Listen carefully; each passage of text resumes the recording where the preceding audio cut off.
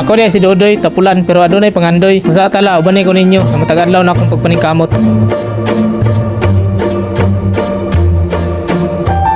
Karong adlaw namugas di mi ana uban akong asawa ug ugangan. Medyo layo-layo ginang uma nga mong pugsan sa sayo mi ana migikan. Kung inyo makita diya sa kalangitan gagabon-gabon pa. Busa mo na siya timailan nga diri sa mua buntag sayo pa. Diri sa mua halos kada adlaw gid mi kadto sa uma kay maura ni siya pamaagi diri sa mua sa pagpangwarta. Diri sa mua medyo lisod gyud ang pagpangwarta. Diri dapita bisag kugihan ka usay mapasmo gyapon ka kay talag sarap pug kaayo magpainadlaw diri dapita. Mao nang kung nay magpainadlaw bisan pag unsa kalayo di ginamo na siya balibaran para may nalangpod nami pang tabok sa pangadlaw-adlaw na mo panginanglan. Diri sa mua dili ka pwede nga kapuyon kay kung mag-relax ra ka huwag gyud kay kaunon busa bisag kapoy na kinahanglan gyud nato nga agwantahon usahay na mga panahon nga makaingon ko sa Ginoo nga hantud kanusa pa nako ni agwantahon pero kinahanglan nato ning tanan dawaton ug mapasalamaton lang gyapon sa kitasan sa matag adlaw nga atong dangatan kay iya ang pagbuot ning tanan.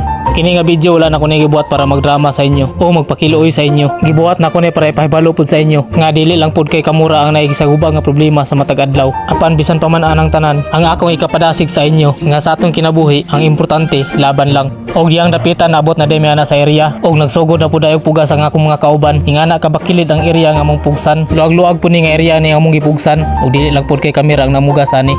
Napod mi daghang kauban. Og main lang gani ning tungura wala ni gawas ang adlaw.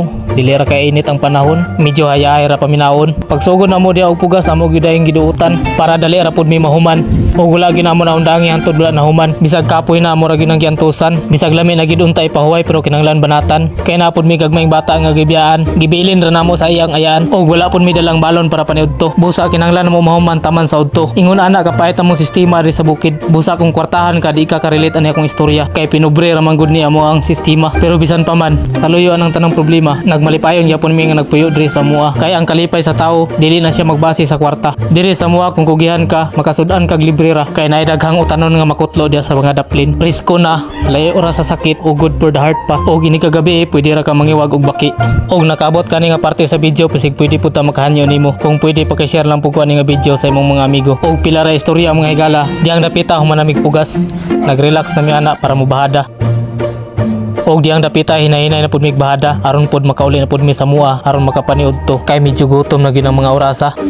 Kanang tungura alas 11:30 na siya pero kung imong lantawon sa palibot mura og sayo pa wala man gyud adlaw nga nigawas anang panahona. Og kung inyo makita diyang dapita medyo bakilid gyud ding area ha og layo-layo pag dito sa mua. Og diri lang sa takutob para karong adlaw. Salamat din sa inyong pag-uban sa kuha og pakipollow lang pud ko mga idol og palihog lang pud ko pakapin sa like and share aning video og mura to ha. Daghang salamat sa inyong suporta.